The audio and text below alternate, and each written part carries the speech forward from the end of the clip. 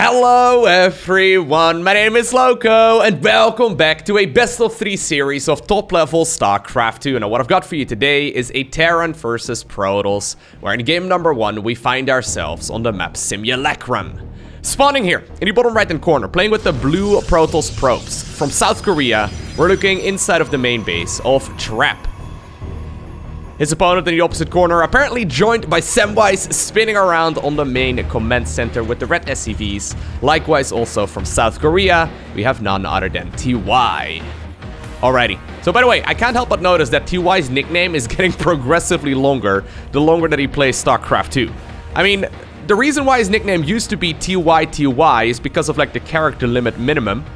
In order to have a StarCraft 2 account, you need to have a character name that's at least 3 characters, if I'm not mistaken. So basically what he had to do in order to get the nickname TY was just double it. Apparently he decided to go with TY. Now, he recently joined TSG. I believe that stands for Triumphant Sun Gaming. Don't quote me on that, but yeah, he could have just gone with TSG TY, but apparently for some odd reason, he decided to go with TSG TY just to have, I guess, the maximum capitalization right there at his nickname, and to make it confusing for literally everyone watching this. Anyways, here we go. This should be an awesome match though. TY, of course, ridiculously good Terran player. As of me making the video on Aligulek, he's the rank 7 in the world, and I think that's about accurate. The guy's really, really good. And actually, these days, he's also been commentating the GSL Code S, or rather just the GSL tournaments over in South Korea, obviously in Korean, so that's pretty cool. I guess that's probably his backup plan, right? If he starts going down in skill as a pro gamer, he probably wants to become a full-time commentator. Ooh, Trap. Ooh, so close. Trap, on the other end, I mean, he's not quite as highly ranked right now when it comes to like the overall ranking, but when it comes to Trap's Protoss versus Terran, it's the best in the world. So if you're a Protoss player out there and you're struggling in PvT, there's no denying that Trap's win rate in PvT is higher than anyone else. And as of me making a video, he's the #1 PvT player on the planet. This guy's ridiculous. For some reason, like, it's not like his like Protoss versus Zerg and his Protoss versus Protoss are bad, but I guess he's just specialized in playing this matchup. So I do feel like TY is going to have a very tough road ahead of him. It is going to be that Stargate opener right now for Trap. Just sending around this Adept inside of the main base to make sure that he can stop a Reaper if it were to be out, but the Reaper indeed did end up killing that probe that was still being pesky on the other side of the map. That does mean right now that Trap can go ahead and send that first Reaper across the map. There's already a bunker coming up though, and this is timed perfectly. Should finish just in time as this Adept can arrive, and you can see these pro gamers. They're very on point when it comes to their timings. There you go, should not be taking all too much damage. As long as he lifts up the supply depot, that is, obviously. But yeah, this is just a little bit of a nuisance. There's already 2 SCVs here on the low ground. Obviously, one of them was building that bunker. But yeah, this is just going to be a back and forth between these units. Command center, though, did finish up. Starport right now also coming up. But you can see this is mostly just like a skill check right now, right? Now, Trap did decide to go for the double Adepts. That's a little bit more interesting. Supply depots, hello. Wow. That's a little bit sloppy, actually. This can deal a lot of damage. Now, it does take 3 of these Adepts to one-shot an SCV, so I don't think he's going to get all too many workers, but this will force all of these Terran units to go back into the main base. 2 workers end up going down. He does manage to get this one to shade out, which is awesome, and obviously this means that there's not going to be any Terran units on the side of Protoss, which is exactly what Trap wants. So this Oracle comes out completely unscouted. What exactly will TY have at this point in the game? Well, he's got 1 Widow Mine. He's preparing for it. He knows that it's at the very least a very good option. Where's the Oracle? Where'd the Oracle go? Am I blind? Oh, that... it's just inside of the main base. For some reason, man. I didn't notice it. Classic Lowko. Lowko blindness? It's a fact, guys. It's not even just a thing anymore. It's just, for some reason, I miss things that are in the middle of my screen. I have no idea why that happens. Anyways, 1 probe kill right there. It's weird as well, because I had my vision tested. And I have 20/20 vision, like my vision's perfect. I just sometimes don't see things that are in the middle of my screen. I don't know, guys. I'm happy to hear your suggestions. I like to use the excuse of me doing a lot of different things at once whenever I'm playing games. So usually, obviously, I'm either talking about the game or playing a game and giving commentary to it and all that, and live streaming and all that. So, you know, I like to think maybe it's just like a multitasking error, but sometimes I really don't see things in the middle of my screen. And then I check out my own VOD and it's like, oh my god, Lowko, really? Are you kidding me? Anyways, here we go. The Widow Mines, ooh, burrowed in an odd location. maybe he's expecting these units to be shading in that direction as well. Or maybe he's expecting like a couple of those Stargate units to come across in the direction of the Medivac. Because the Medivac at this point is primarily serving as bait. Now the third Nexus is coming up, and so is the third command center. So both players are indeed just simply transitioning towards what seems to be a very normal macro game. Normally it's the Protoss player who's slightly ahead when it comes to that economical third base, but honestly most of the time it should be relatively even. This is one of the few matchups in StarCraft 2 where indeed both players, both Terran and the Protoss, are indeed even in bases now. Ooh, the Widowmine drop. Can it do some damage? He does manage to get the snipe right there. Oh my god, no, don't do it, Probes! Could have been much worse. Could have been much worse. Well, speaking of much worse, he's going to try again, this time around with an additional 4. Ooh, Widowmines! And you know what? Yeah, that is 15 workers here in total. Now, obviously, those 15 workers were not free. Both of the medic effects end up going down, and so did, obviously, those Widowmines. So that's a very substantial amount of losses as well. But 17 workers in total right now going down. Now, this immediately does trigger Trap to move across the map. Trap is very well known for his micro. The guy's ridiculously good when it comes to his game sense. But I mean, I'm no professional Protoss player, but I can tell you that right now is a good time to push, right? Right after you end up killing 7 Widowmines and 2 Medivacs. My game sense is strong enough to tell you that much. He's going to be able to blink up inside of the main base. Let's see, is there a lot to defend here? There's one siege tank in the back. Second one just rolled up the ramp as well. Yeah, I don't think he's going to be able to get much done here, though. Maybe these adepts can work on something here instead of the natural mineral line. I think that's the plan. There you go. He needs to start target firing down some of those workers to catch up. One of the siege tanks ended up getting picked off by that... well, honestly, this is not too much by that, you know, group of stalkers. And then I think the one Phoenix. 6 workers, 7 workers. If he gets the adepts out, actually, it's pretty good. There you go. Yeah, he still got 9... Wow, I actually thought that this was going to be one of the worst bits of harassment I've seen so far, but that is still a substantial amount of workers now in the grand scheme of things. 10 SCVs going down. And he should be able to get most of these stalkers out of here. So, you know what? I think he's actually caught up just fine, especially considering his third Nexus was a little bit quicker than that third command center. Now, obviously, killing SCVs, it's always to be taken with a grain of salt. Terrans can drop these yellow mining machines from the high heavens. Speaking of theories, actually, where do those mules come from? Does anyone know? I've asked this question many times on the stream in the past, but if it is from the Hyperion, right? Does that mean that Raynor is secretly just a masochist because he's just sort of dropping those mules down rather than helping out in his, like, superior battlecruiser? I have no idea. Maybe they construct them from salvage. That's my second favorite theory. That they construct them from salvage that they find in, like, the atmosphere of the planet that they're on. That's my favorite one. But it's weird, right? You built like a, I don't know, like a, what is that called? Like a satellite kind of thing on top of the orbital command, and all of a sudden you can magically create these mules. I don't know, man. Follow-up question, where do those supply depots come from if you drop them out of the high heavens as well? I have no clue. I have no idea. Anyways, fourth Nexus already coming up.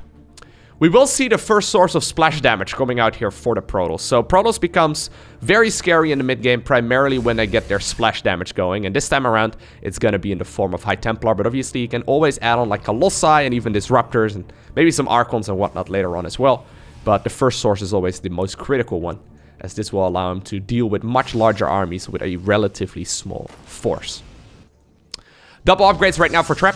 Same can be said on the other side of the map, of course. Not too uncommon here for the Terran player to do so as well. And I think, honestly, both players are probably not going to want to be all too aggressive. I mean, they might test the waters a little bit, but since both players are still getting their upgrades and they're early on in their research cycle, I don't expect them to do too much. They did, by the way, make some minor changes here to Simulacrum. Actually, hold that thought as the Adepts now shade into the natural. Are they going to get a bunch of workers? With target firing, they certainly can. There you go. Gonna be 3 in total, I think. Maybe 4? Yeah, 4. He did end up getting 4 worker kills there. So they've made a couple of changes on this map. First off, these rocks over here. These rocks are new with the new ladder season.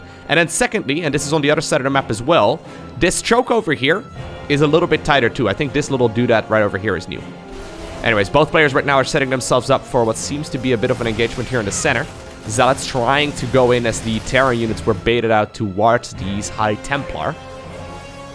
There is a Ghost Academy coming up here, so soon there will be a counterplay to those High Templar as well in the form of another source of splash damage with the EMP. Ghost, obviously, though, very scary in general. Wouldn't be surprised if we're going to be seeing that Prism loading up those very high Templar, or the very high value Templar, into, not the very high Templar, that would indicate something else entirely. They've been smoking a lot, okay? They've been in quarantine as well, what can they do? Anyways, we do see one Raven moving across the map too, getting a couple of those worker kills. Pretty interesting bit of harassment here. But yeah, there you go. So when you have your High Templar sitting safely inside of the Warp Prism, obviously they all die if the Warp Prism were to get shot out of the sky as well, but this does prevent them from getting EMP'd. It's one of the top 10 things that science can't explain. I guess that, I don't know, they have a very insulated area right there inside of the prism, and yet they can drop in and out super smoothly. It's amazing. Man, technology. It's beautiful. Alright, so ghosts are indeed coming out, and there's also now a switch to the second source of splash damage, and that's going to be these Colossi. They will be coming out 2 at a time. So the longer that this goes on, I mean, the supply count right now heavily in favor of the Terran player, but the longer that this goes on, the stronger the army of the Protoss will become as well. Now, apparently TY, though, is not going to wait for this. He knows that there's a chance that that Terran army, or that Protoss army, rather, is going to be much more powerful. He did not see the Robo base, so he doesn't know that this transition is coming up. But there's a lot of time, though, that Trap can buy here with those High Templar, right? The Colossi take a long time to build, but the High Templar can just simply, you know, continue storming down this choke point over here. And what exactly are you going to do here if you're the Terran player? I guess you could go for like a drop inside of the main base. Extended thermal lens, though, a very long way still from finishing, so that makes these Colossi way, way better. This choke point, by the way, I think it's tighter, too. A lot of Protoss units, by the way. Ooh, I think he's setting themselves up for like a... Yeah, I think he's setting them up for a flank here. I think he may want to go for like a massive flank and like sandwich this Terran army. Already, though, there's a lot of Protoss units moving forward. The Terran units in the back, too. He needs to hit the Stimpak button. Hello, TY. Where's the Stimpak button? There it is, but I think it's a little too late. Oh, he does have a huge supply lead, though, right? And that does help him out here. Yeah, you know what? The Terran is just simply rallying all the units across the map right now. That was a good attempt there from Trap, but right now he doesn't have those High Templar anymore, and that's going to make this engagement a lot harder. That Siege Tank has been shelling away at a lot of those Protoss units for quite some time as well. Medevac's running dangerously low on energy and on life, but they are still up, and they are still running. I think this would be a good moment, honestly, for the Terran player to go home. Yep, and he does exactly that. Great move right there. It's super difficult to decide that. Honestly, it's so tempting for the Terran player, especially when you get that tempo advantage, to continue pushing. But, I mean, once your Medevacs are all at, like, 2 health, right? It's just not great. Especially when they're out of energy as well. I would love to actually see some repairs right here on those Medevacs, but, I mean, I don't know if he's paying attention to it. This is still 4-base Protoss, and he does have a very strong economy. Supply-wise, yeah, this is not great for the Protoss, but he's gonna catch up. And once he inevitably maxes out, if this continues onwards as it is, he is going to have a very powerful army, and probably an even stronger force than that of the Terran. There's a Viking transition right now coming up as well. Wouldn't be surprised to see some Liberators here in a little bit, but he obviously is going to need, like, at least, I would say, like, 8, maybe rather 12 of those Vikings to deal with the Colossi. A lot of Stalkers are being warped in as well, and I think we've got a really solid game on our hands. I don't think anyone is actually significantly ahead here. The main command center, though, flew on over to become the 5th base. And obviously the planetary fortress has been acquired as well. A couple High Templar once again do get warped in, but they will be used as Archons instead. There's a couple of those Stormy Boys inside of the prism still. Trap does see that the Protoss or the Terran army is not located in this space anymore. He can land some really nice storms. There they go. Prism also gets shot out of the sky here, though. A lot of the Terran army is in the meantime on the other side of the map. I think TY may want to go for a push in the direction of the 4th base of the Protoss. Zealots trying to slice and dice down whatever they can, although a lot of them get put on hold position. Is there going to be enough right now to defend against this as well? These High Templar do not have energy yet, so I think the Nexus is going to be dead. There you go. An eye for an eye indeed, as both players end up losing a base. Vikings, though, get sniped out of the sky. You know what? Without the Vikings, I feel like these Colossi are going to have a field day on all of these light Terran units. Yeah, GG gets called. Wow. Amazing game there by Trap. He was very far behind just a little bit ago, but he managed to claw himself back into it. I find coming back in Terran versus Protoss when you play Protoss is super difficult. Obviously, yeah, you can pull rabbits out of hats with, you know, splash damage, and in general on the ladder you can win just by hitting a really juicy storm. But at the pro level, it really doesn't seem to happen very often, right? I mean, that one big storm that's gonna change the tide of battle when your opponent isn't paying attention, it happens more so on the ladder than at the pro level, is what I'm trying to say. So, most of the time, despite me definitely not playing Protoss at the pro level, I find, though, that once you go up against higher level opponents, the comeback potential is super tricky. Especially when Terran is like 50 supply up, right? They can just continuously push with those Marines, Marauders, and Medevacs, and they can just rally everything across the map. And you need to make sure that you set yourself up for beautiful engagements every single time. But since they can continuously push, it's really tough to get back into a, you know, a stable state. So, nice comeback right there by Trap, showing us why he's so very good in the PvT matchup. I wonder what TY is thinking, though. He must not be too happy about that. Honestly, like, he missed a couple of stimpacks, though, in that game, right? And he wasn't really, like, pushing as hard with that big counterattack force that he had when Protoss committed at the end of the game towards fighting that third base of the Terran. I really feel like he could have actually played a little bit more aggressively there and just, you know, maybe been a little bit active, right? A little bit more active. I mean, obviously, it's always difficult to critique players at this level. Every once in a while, I see people in the comment section getting really triggered. It's like, Lowko, you're critiquing this guy? Well, you give it a try, then. It's like, well, guys, I'm not, you know, I can critique the pro gamers while, you know, not being able to execute it myself. It's literally their job to play this game as close to perfect as possible. Those comments always crack me up. Anyways, yeah, Trap has decided to set up his first couple of structures right now in this nice little location. So the Reaper is going to have a hard time scouting, although the SCV can just simply walk in instead. Sometimes, though, Terran players decide to skip the SCV scout. A little bit of a gamble. Nexus will be coming up. Command Center obviously coming up as well, and I think that this is once again just a very normal opener here from both players. The probe, though, is still out, and it's not heading home. Sometimes we see players purposefully, like, not sending this probe home because they know that the Terran knows that the probe is out, and since the Terran has an SCV that will probably be meeting that probe on the way home, they know that if they don't show the probe, that the Terran knows that there might be a proxy. Anyways, it's this weird mind game, sending your probe back for a loop, just because Terrans are very well known for going for some cheeky plays. And you know what? Okay, now TY just wants to see what the tech scout is going to give him. Tries to go back in. Ooh, you could have gotten it, my man. Obviously, he doesn't know if it's going to be over here or, like, in the natural. He could have definitely scouted that. And yeah, you can see right now, Trap. I think he's actually doing, like, the same move as well. He wants to maybe fake the proxy there of the factory. Maybe even the starport. But eventually, it looks like both of these workers will find each other nonetheless. TY scouting around. Trap also figured exactly what is going on. And indeed, you can see that the mind game worked, right? The mind game worked. Just simply having that probe not go home and instead sending it for a loop now is triggering TY to scout every single corner of this map with 2 of his units.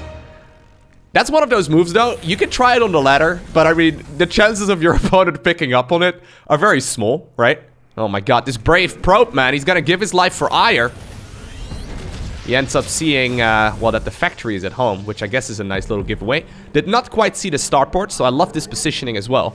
Super tempting for Terran players to put the factory over here and then the starport over here. That's what you do, obviously, in Terran versus Zerg, but in Terran versus Protoss, no good reason to do so. I mean, unless you really want to go for a bunch of Hellions, I suppose, but yeah, generally speaking, this is a smarter move, because right now there's still a little bit of guessing here involved. You can see some small moves here that normally I don't really highlight too much, but that are very critical, right? It's one of those, it's those small things that add up, that really make a difference between, like, say, your regular run-of-the-mill Grandmaster level player, which is obviously the top 200, and then, like, the pro gamers. It's the really small moves that make a big, big difference. Everything adds up. Okay. Much cleaner so far, right? I'm liking this strategy, or this execution from TY quite a bit more so far. I haven't seen any mistakes yet on his end. I mean, he obviously ended up losing those couple of scouting units, but in general, really, really nice execution. And actually, likewise as well for Trap, though. I mean, other than maybe committing with that adept there, he forced a couple of those Marines back, so it's not the end of the world. Alright, so. Double Oracle sitting inside of the main base. He doesn't know precisely what it is that he's going up against, and he knows his opponent's fondness for dropping a bunch of Widow Mines instead of Mineral Lines. I think that's exactly what TY is trying to achieve once again as well. Stalkers are waiting, though. I mean, we have those Stargate units hanging out pretty much everywhere. This is a nice distraction plan once again for TY. The 1-2 punch. He knows that the red blip will be shown on the minimap right now into several different locations. Is he going to be paying attention to both? Yeah, okay. I think that was fine.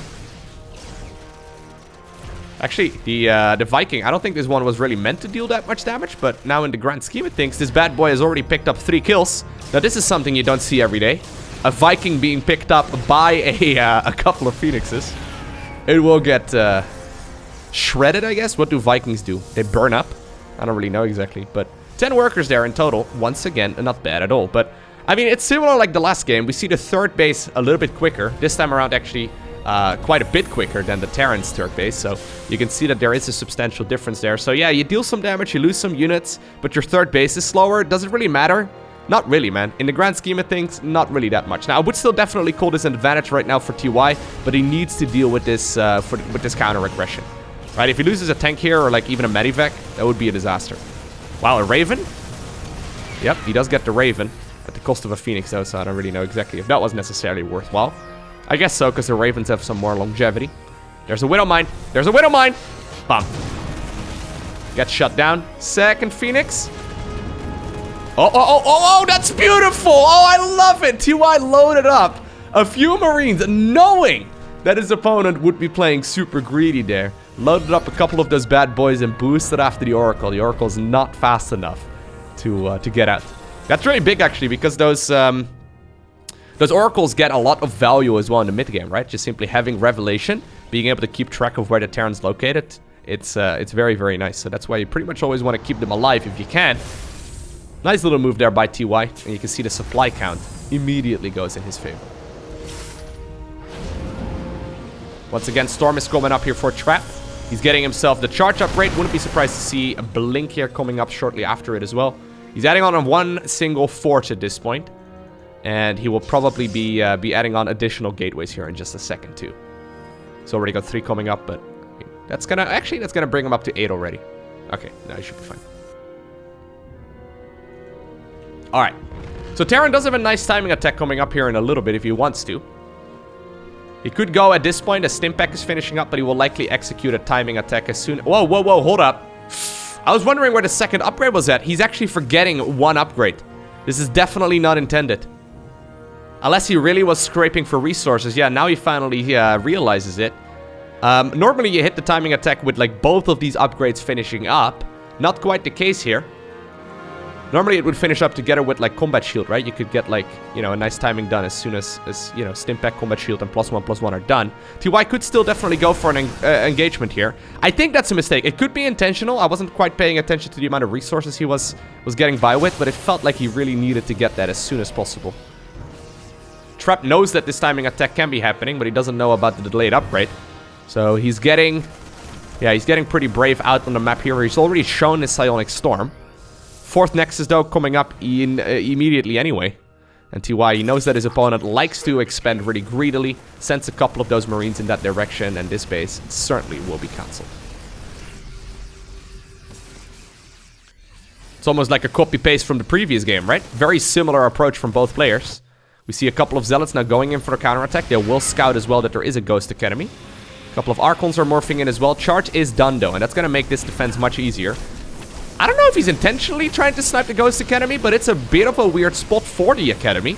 So that does mean right now that there won't be any Ghosts coming out, other than the single one that's currently on the production tab. I wonder if maybe going for a couple of workers was a better idea there, but... Oh, pick it up, pick it up, pick it up! The High Templar, man. Ooh, that's a shame. It made a flip, though. So, you know, it's worth something. Okay, once again, there's a lot of Widow Mines burrowed, though, but he's once again trying to set up what seems to be a sandwich. Terran already in a beautiful position as well, backed all the way up. He's trying to bait as many of those Protoss units on top of the Widow Mines. Most of the Zealots did disappear. In the meantime, though, speaking of Zealots, they're going to town right here on the third base of the Terran player. A couple of workers end up falling as well, but this army is deflected.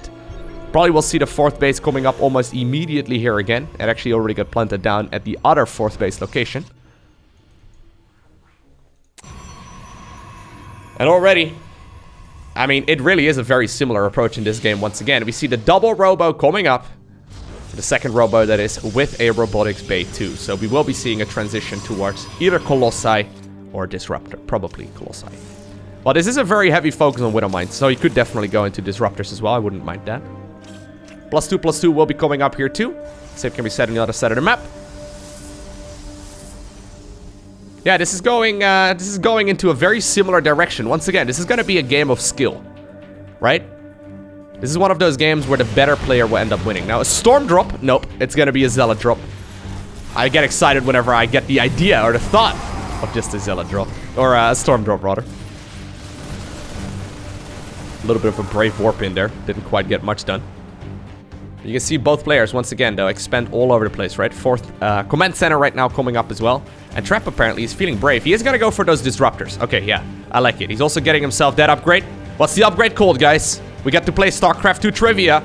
Feel free to pause the game if you need to. And let me know down below in the comment section. It's one of these upgrades that we do see in PvT. We see it in PvP.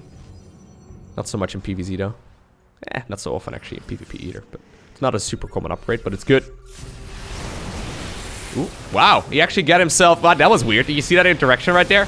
The EMPs managed to land on the High Templar, and not before the High Templar also managed to feedback all of those units. Now, actually, ooh, the Archon stays alive. That's really, really nice.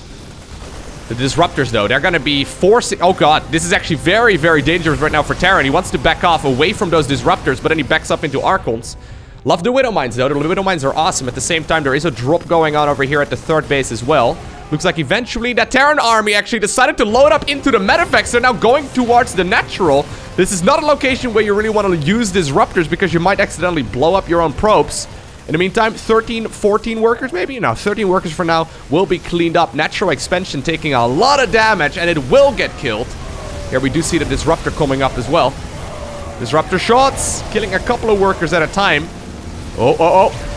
Beautiful splits there by TY, man. So risky. Oh my god. By the way, if we look right now at the grand scheme of things, right? If you zoom out a little bit, can't help but notice that now the Terran player is a base up. And that's really not a situation that you want to be in when you're Protoss. This is likely going to trigger an all-out assault here for Trap, as he does decide to replant his Nexus. Liberators are now already done, though. He's also switching away entirely from those Widow Mines, as the Disruptors are just simply too good in that case. Does he want to go after the rocks? Wouldn't mind that whatsoever, but anytime you give the Terran player right now, it's time where the Terran gets more and more ahead. Terran's mining more, Terran's getting a lot of value out of this. Disruptors, or rather Liberators, managed to reposition themselves to prevent units from going down that ramp. You know what? TY apparently even feeling brave enough to send some of those units, what seems to be across the map. Wonder if that's maybe a little bit greedy, though. Yeah, he doesn't have enough right now to deal with all of these Protoss units. Protoss decides to commit. Terran army has to now return back home. There's not a lot of splash damage other than those Disruptors, but Disruptors obviously massive comeback potential.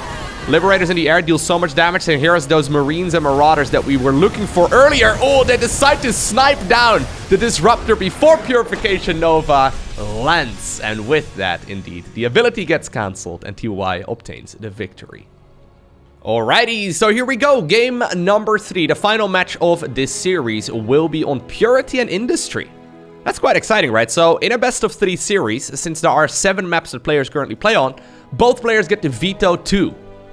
Apparently, they decided to veto Eternal Empire and Everdream, which I really would have expected to be the more standard maps that they would like to go for. But yeah, I gotta be honest with you, this is something I like a lot better. Not gonna lie, I like watching these kinds of games. Now, for PvT in particular, this little bit of like airspace with those big slowing zones, right? I would say that probably favors the Protoss player more so than Terran.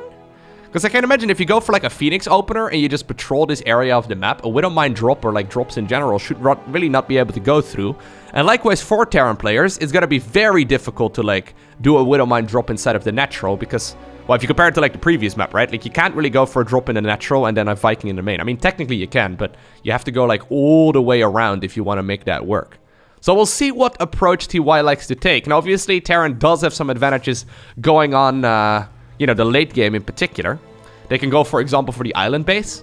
Not something that the Protoss player necessarily wants to scout for. I mean, obviously they want to, but it's one of the things that's easily forgotten. Especially since this is the first island map that we've seen in like, I don't know, 4 years? I don't even remember the last ladder map that actually had an island base on it. They're so uncommon, but definitely something that the Terran players like a little bit better. Actually, Protoss could take it too, if they decided to like load a single probe inside of a prism. This map though, it does allow for some really good defensive play. In case you missed yesterday's video, I'll go ahead and post a link to it down below in the description of this one. I played a sick game of Zerg versus Terran on this map. I found out though in that game for the very first time that this map really allows Terran players in that instance to get up to a lot of bases. Because when you think about it, right?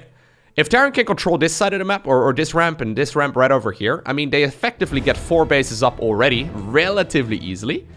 And then obviously afterwards, if they want to like, you know, defend this ramp, this choke, and this choke over here, they can go up to like 7 bases, pretty much uncontested. It's pretty crazy. Anyways, so this does have a lot of macro potential, but we'll have to see here what both of these guys want to go for. It's gonna once again be that Stargate opener. If I were to make a bold prediction, judging by the previous 2 games, can imagine we're gonna see like some Phoenixes, maybe a couple of Oracles, and then likely also a bunch of those High Templar later on. Second Robo after a little while, and then we probably will see either Colossi or Disruptors, right? So if you want to study the PvT matchup and you want to learn how to play Protoss, if that is the case, I would highly recommend you take a very close look to Trap's builds. If he's the one, I mean, this looks all very similar so far, right? If he's feeling confident playing this style, you probably should be as well. If you do decide to study it though, I would highly recommend you pay attention especially to his 3rd base, 4th base, and 5th base timings. And then also his tech transitions. So what is the moment where he decides to go from Starport, or from Stargate rather, into, wow. That one flamey boy, that was almost rude. But what's the moment where he decides to go from the Stargate into the Robo? When does he decide to go into the High Templar? And when does he decide to add on the 2nd Robo as well? When does he go for the Twilight? Those tech transitions are the difficult parts of playing Protoss most of the time. You want to be on point with those. And well, this guy is giving you a masterclass so far on how exactly how to do that. Anyways. Everything gets scouted though. So at this point, TY is fully aware of the fact that this is indeed going to be a Phoenix-based opener. And I like the idea of going Phoenixes a lot. These Phoenixes can just simply take control of this airspace so very easily, right? Those slowing zones, yeah, they're a little bit annoying, but I mean, Phoenixes are fast. There's one Widowmine here in the corner of the main. But Phoenixes, I mean, they can live through one of those Widowmine shots, so not the biggest of deals. Robo coming up right now. And there's the 3rd Phoenix already. He is still gonna go for a Medivac. Obviously, could just be for the Marines, but... Ooh. Could just be for the Marines.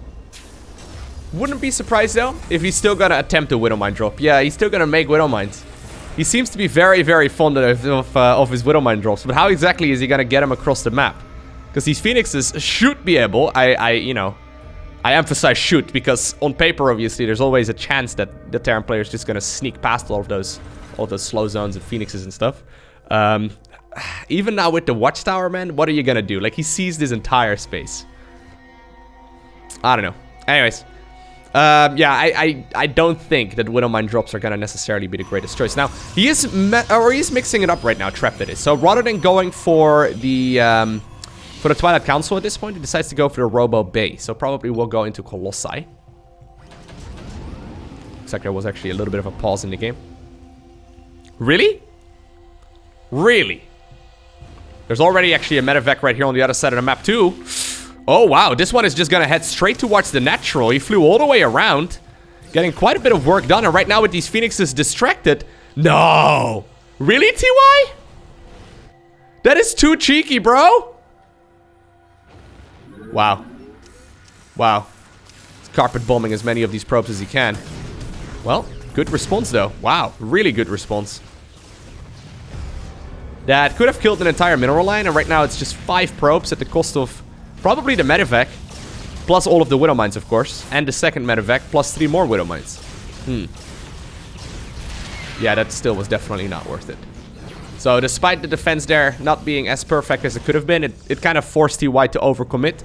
And then, like, you know, the response there after the Widowmines dropped was absolutely perfect. Trap really mitigating most of that damage.